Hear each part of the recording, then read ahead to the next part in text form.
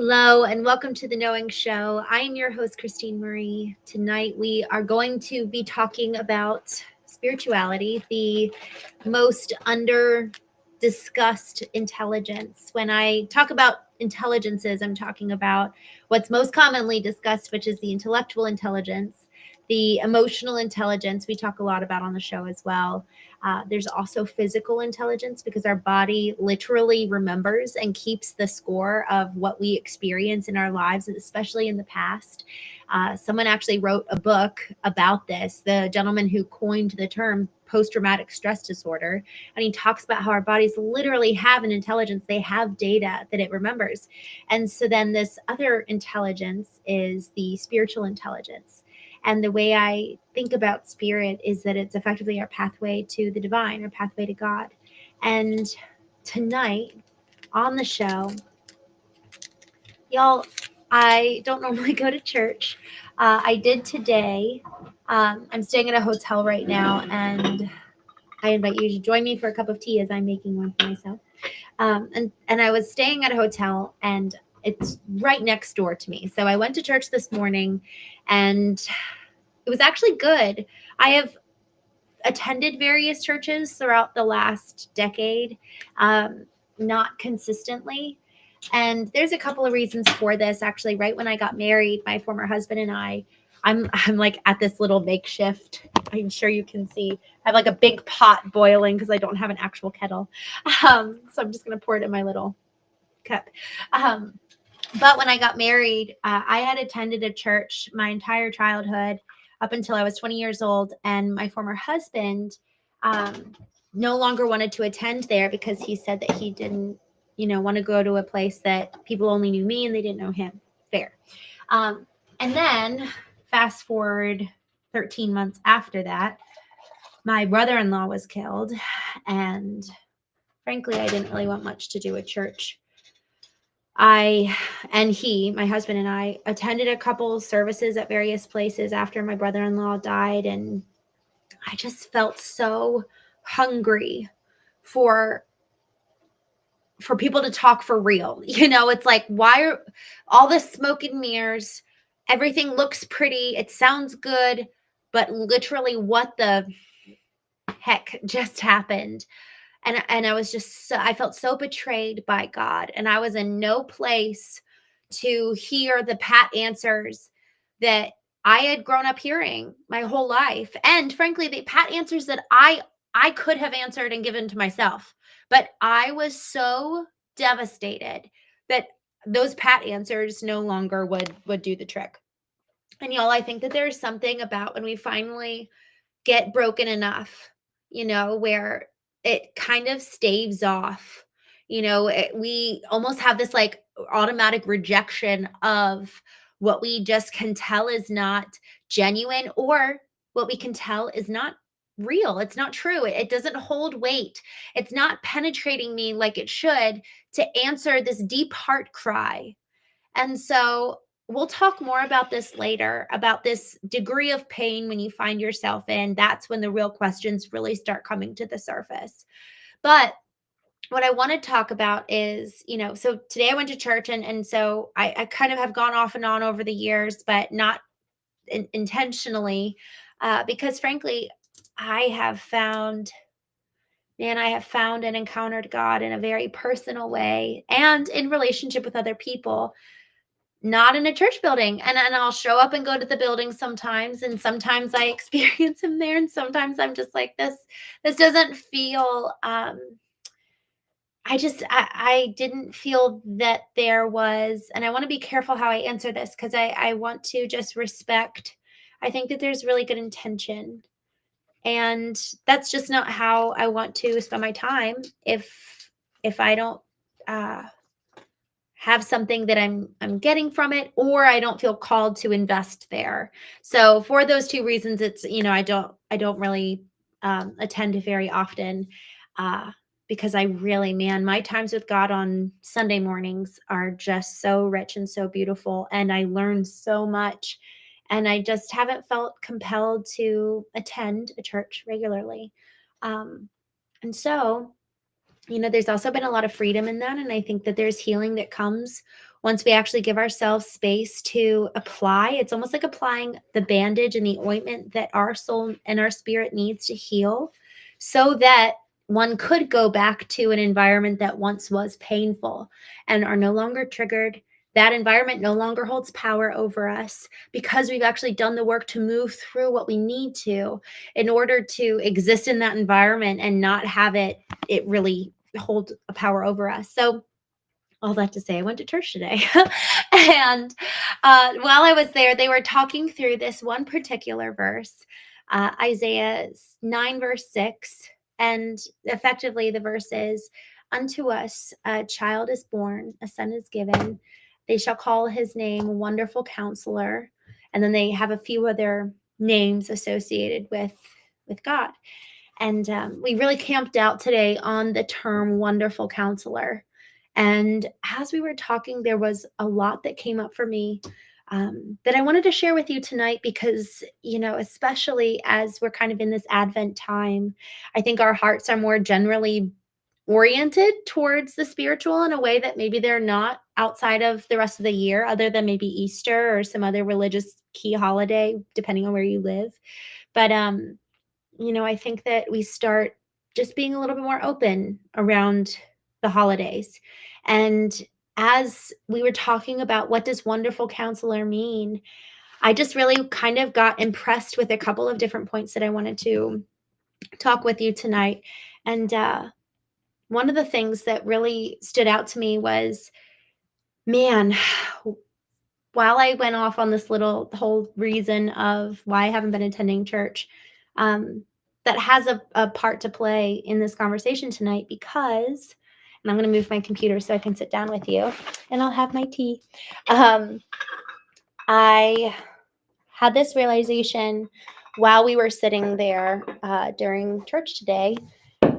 And man, I just had this memory of, and I've talked to you guys about this a little bit. I have realized over the last probably 2 or 3 years just how much, my marriage ending was so devastating for me and for Nate dying and feeling like God betrayed me. There are these pinnacles in each one of our lives where we have this kind of reckoning where we're looking at something we believed in and we're looking at some kind of institution or some belief system or some person that really let us down, that really failed us. And we're coming face to face with, all right, well, what now? What do I believe? And I have looked around me, particularly as it pertains to marriage. And I look around me, and frankly, there's not a lot that I see that's compelling or that's um, desirable, yet I still really believe in the concept. I think that there's something really beautiful about marriage. And I have realized I actually think that I need to create a new definition of this for myself. I get to create marriage on my terms, in terms of who am I called to be? Who is the other person called to be? And then what are we going to create together? Because in reality, okay, yes, maybe there's like a very faintly drawn box whose edges are very faint around the corners, and it's like, okay, this is the institution of marriage. But the manifestation of it and the application in our day-to-day lives, how could it ever be a frame for everyone else to model when you are dealing with two completely different complex humans who their personalities are not the only differentiating factors, but their family history, what was modeled for them? Every single part of what constitutes you and me goes into this box called marriage. And then we wonder why some fail so miserably and others just look awful. Well, we're not actually taking such ownership over it to create something new and identify what works for us. Okay, that was what my parents did. Awesome. Thank God. God bless. Now, what do we want? How do we want to live? How do we want to show up? What are our values? Where do we live? Talk about living conditions really do factor into what could constitute a good and healthy marriage. What do our jobs look like?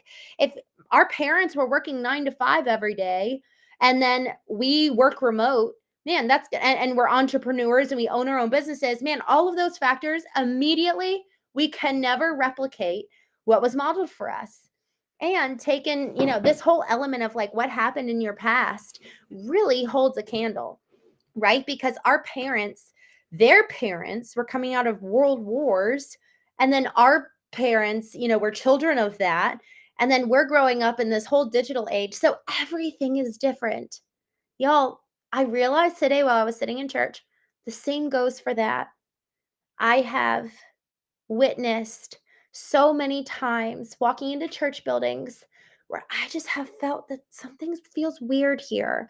And I've also experienced walking into church buildings where it's wonderful. And how do I want to relate with God for who He is based on how my life has looked, what I've lost, what I've gained, my spiritual heritage, my spiritual legacy that could be so different for somebody else's. Y'all, it cannot be about religion anymore. We have to create something new because otherwise, so long as we're taking what was handed to us, whatever we inherited, some of that is like, oh, what a blessing. I got this handed over to me. A lot of it probably needs to go because it's not for this time, because maybe they actually didn't hear from God. Maybe they did. Maybe some of it needs to be kept.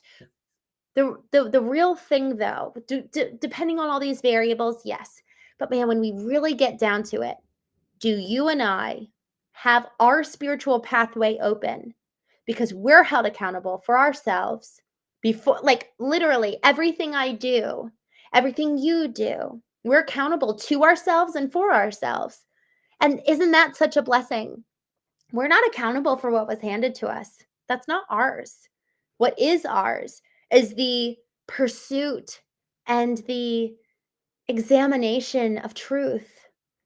And so as I was really kind of considering like, man, look at all that I had handed to me around marriage and look at how much of it failed. And then look at all that was handed to me about God. And there was a lot of messed up stuff in that regard. There was a lot that wasn't true. And they're still good. I'm not poo-pooing on it by any means. What I'm really getting at, the heart of what I'm saying right now, is that the number one thing is that, y'all, we have to take radical responsibility to create our own relationships, our own frameworks for life on every level of analysis, on every level of intelligence. How do we physically want to show up in the world? Physical intelligence. How do I want to feel? How do I want my body to look? What's my ideal? Not magazines. What's my ideal? And then also the next thing is emotionally. How do I actually want to engage with the world? If I was to engage with marriage in a marriage, what would the ideal actually look like? It's a lot easier to engage in what we inherited or what was modeled for us or just repeat history. But y'all, if we want to actually get free, we have to create something new. But before we can create something new, we ourselves have to become new. And then the question extends the intellect,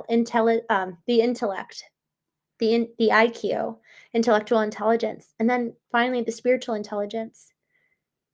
Do you and have you taken radical account for your own engagement with God? And so when we think about, this whole question of wonderful counselor, this is kind of what stimulated it in the church when we were talking about that.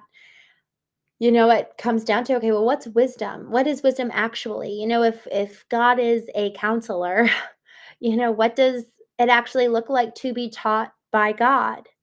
And this is what's super exciting. And I'm just going to take a sip of my tea, and I welcome you to take a sip of yours. Here's the thing. If we're going to actually be taught by God, that pathway needs to be opened.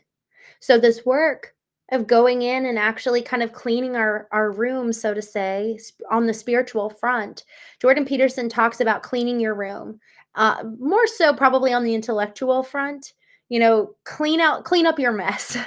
But that also has a lot to do on the spiritual. Each one of us has kind of a messy room. We've got spiritual baggage. We had experiences in childhood, whether hopefully it wasn't spiritual abuse, but I know a lot of people who grew up in the environment that I did that really felt spiritually abused. And that's a thing for all of us to consider. What do I need to actually discard? What needs to get out of my room versus what just needs to be reordered and cleaned up? Because if we actually want to be taught from God, our pathway needs to be cleared. And for so long as we have that baggage hanging on to us, it's like that whole concept of going to the optometrist, pushing your face up against glass and adjusting the dials. If our dials were preset by our parents, pastors, priests, popes, well then we're actually not encountering God for who he truly is. Maybe to some extent.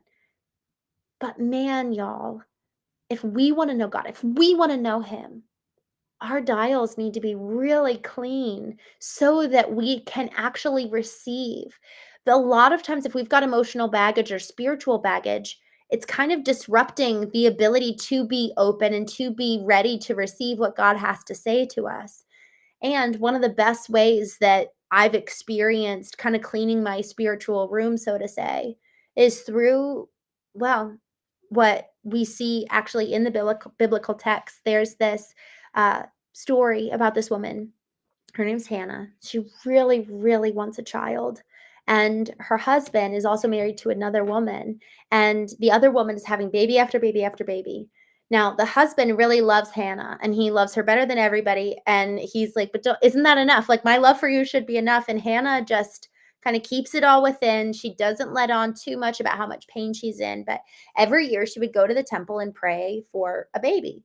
And finally, after just years upon years of this woman like berating her, and another reason for this, she wanted a baby, yes, for the emotional sake, but there was also something about a barren woman back in the time that symbolized being cursed by God. So there was something about like, God, what have I done to deserve this?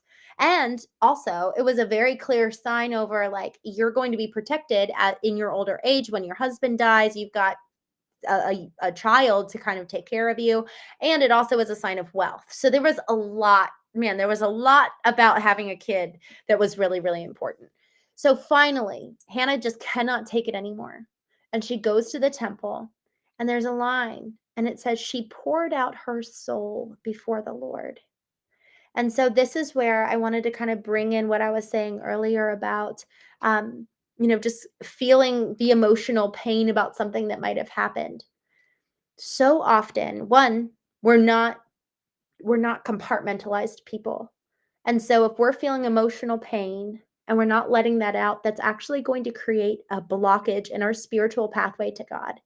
If the more we suppress, the more it's almost like we're closing this trap door over our soul and consequently also over our spirit. That God can't get in, but don't worry, my emotions and my spiritual questions won't get out either.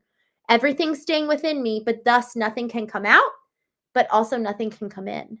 And so this is where it's so incredibly important that we recognize for so long as we are suppressing pretty much anything on the emotional front, man, we're also suppressing access from God to us. So when Hannah finally pours out her soul, man, she's just weeping and weeping. And then God answers her prayer. She was almost like she had to get it out. She had to unload, unleash, like clean out her house. She had to clean her room by letting go of everything pent up, stored up, suppressed. And by way of letting it go, she actually now had new capacity to receive something. So, for all the old spiritual baggage, all the old, even spiritual potential wisdom, it needs to be cleaned. It needs to be sifted through. It needs to be picked up, analyzed, and either put back on the shelf or discarded.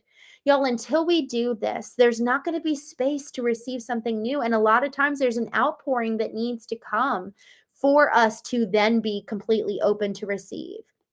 So, as I needed to, on the emotional side, create a new definition of marriage, I realized today, I actually, on the spiritual side, I want to redefine what it means to engage with God. Because, y'all, I got to tell you, for the last 3 years, and I'm realizing this now, for the last 3, 4, maybe even longer years, I've been reticent to say that I believe in Jesus or that I'm a Christian because I hate, not that I hate, I've had such a bad experience with so many Christians. Y'all, the church was the place I did not want to go when I was most broken. That is not how it should be. And in fact, The biblical narrative goes that when Jesus came, he went and chased out people who had corrupted the church, that it was actually the religious people that Jesus most got fed up with and fought. He went and cared for the sinner. He went to the person who was smoking, drinking, prostitutes. Like, he was just hanging out with the ordinary people. And so this is what's so exciting, is that this whole relationship with God is so precious and tender to me and so personal. And I don't like having any kind of like stamp or label on it because it's so precious. Frankly, just like how I haven't liked the term divorce, because what I had with my husband was so, man, there was so much there, and I had so much love for him, and I still do. And I don't like the cavalier divorce label, because a lot of times when people say divorce, there's a lot of strings attached. Just like with Christianity, there's a lot of strings attached.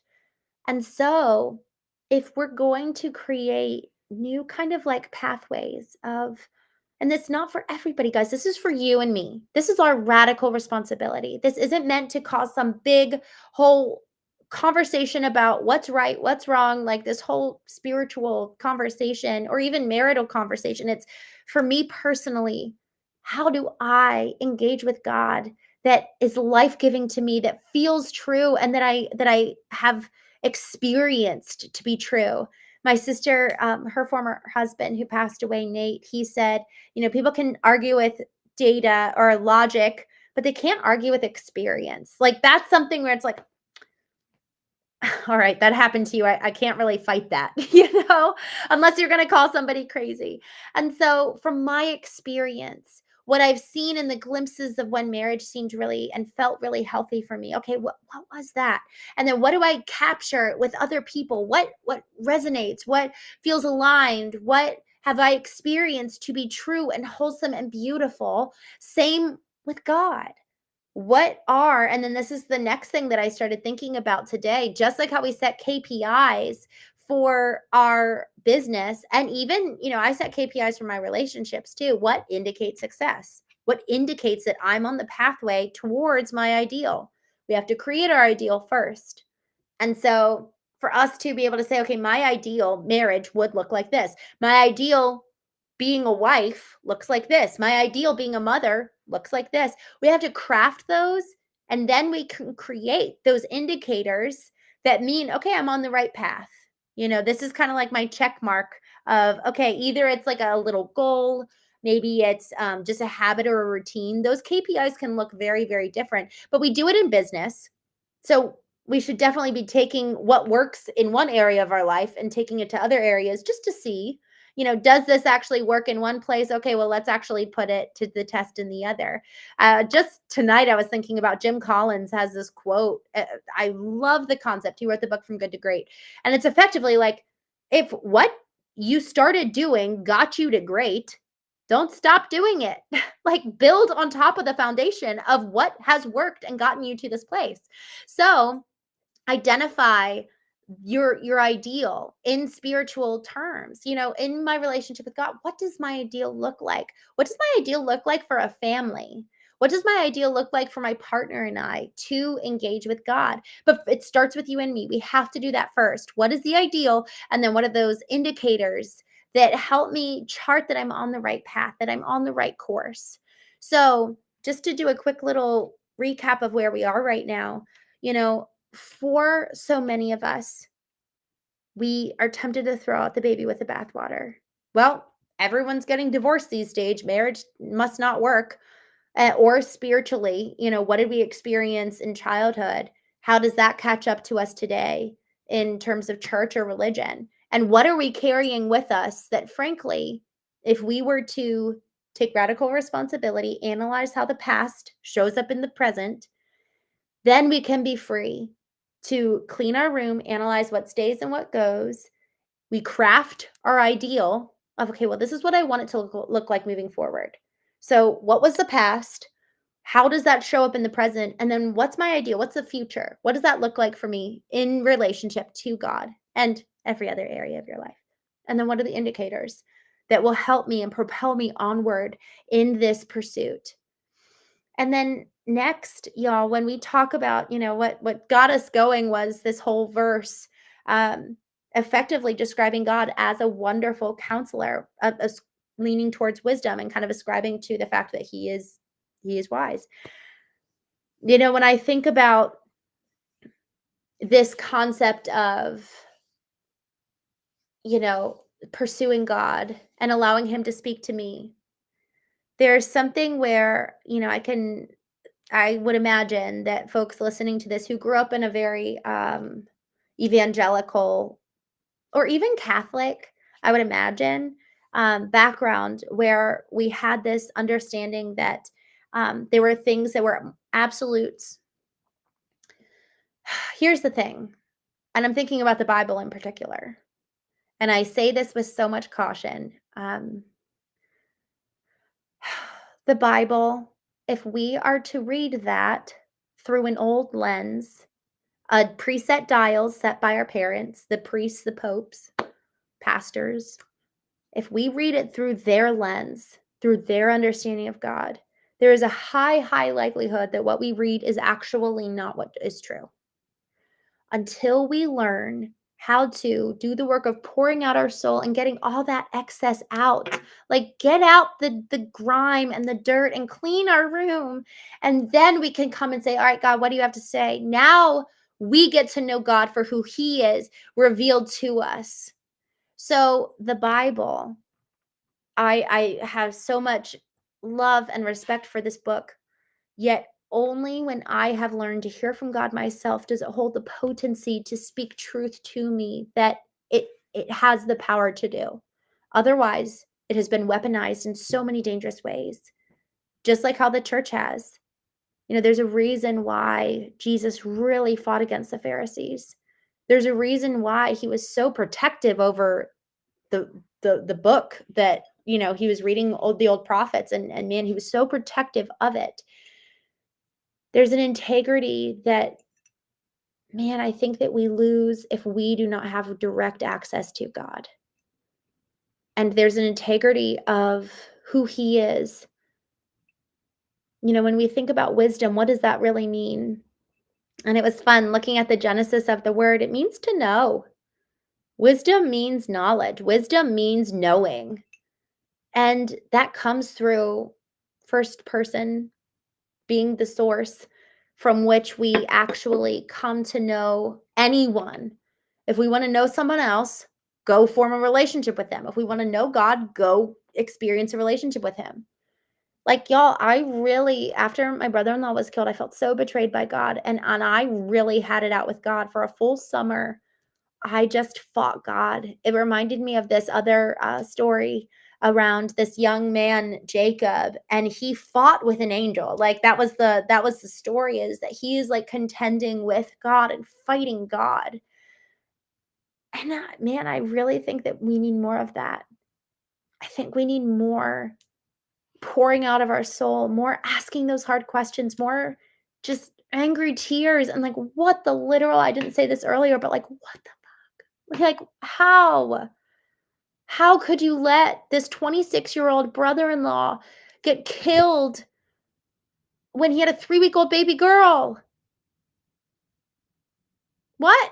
Like, that is so that's the kind of contending that we need more of, y'all. And it is that type of contending, that honest to God stripping and bearing of our souls, that allow for now we can encounter someone and something, because we are coming full and totally in transparent presence. And y'all, we experience this in our broken relationships and marriages on a physical dimension as well. When we actually show up, pants down, chest bare, and we say, why is this happening? Tell me why you're acting like this. This is how I feel. We're being vulnerable. We need to be vulnerable with God. And that's when it's like the veil thins, and we really get to experience something holy.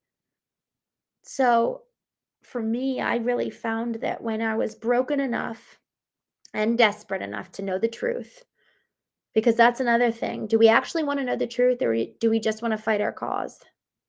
If we really want to know the truth, And that's to the point that Hannah got. She was just, finally, it all came out. Because at the end of the day, when we're really, really vulnerable, we actually get underneath anger. And underneath anger is like this really raw sorrow and grief. So many times anger is just masking something else. So for so long as we are bloodthirsty and angry, there's another dimension and another layer that we need to get to. Even justice. Justice is such a good thing to rally around. But what's underneath that? Most everything, there is something underneath that needs to be unveiled, and like that trap door needs to be opened so that things can come out. Thus we can receive something new. I'm just thinking about James Allen. He authored a book called As a Man Thinketh. And, when we're talking about wisdom, and I actually want to do another show more so about wisdom, knowing. Y'all, we have to analyze what's our source. Is our source the past? Parents, post, pastors, priests? Are they the ones informing the lens through which we view God and the rest of the world? Or are we actually the ones setting our dials with intention? And are we allowing what we hear and learn from God and what we learn and hear from the rest of the world to help inform our dials? Because that's such an important question. What is feeding our minds? There is so much information. It easily accessed at the drop of a hat, snap of our fingers. We can go and get any type of information. But is it really knowledge? Is it really wisdom? And that's where we have to question the source. And we have to analyze every single thing we allow to come in, become an input, and then come into us, and then it flows out of us. So when we talk about cleaning our room, there's a lot in here that needs to be cleaned out. Intellectually, emotionally, physically, spiritually. Even what we eat comes in and corrupts and corrodes all this. I found that after my husband left, I could only have one glass of champagne. If I had a second, I was an emotional wreck, just sobbing my eyes out. We have to be mindful over every single input through our eyes, through our ears, through our soul. Every part of us is truly sacred. And once we start acting that way, there's probably going to be a lot of things that we don't engage with anymore because it doesn't honor this precious temple that houses our emotions and the Spirit of God and the love that we hold for our spouse, the love we hold for our kids. Everyone is impacted by what we feed our mind, body, soul, and spirit. And so then the question is, what's your source of wisdom? And so with that, thank you so much for joining me on The Knowing Show, and I will see you tomorrow.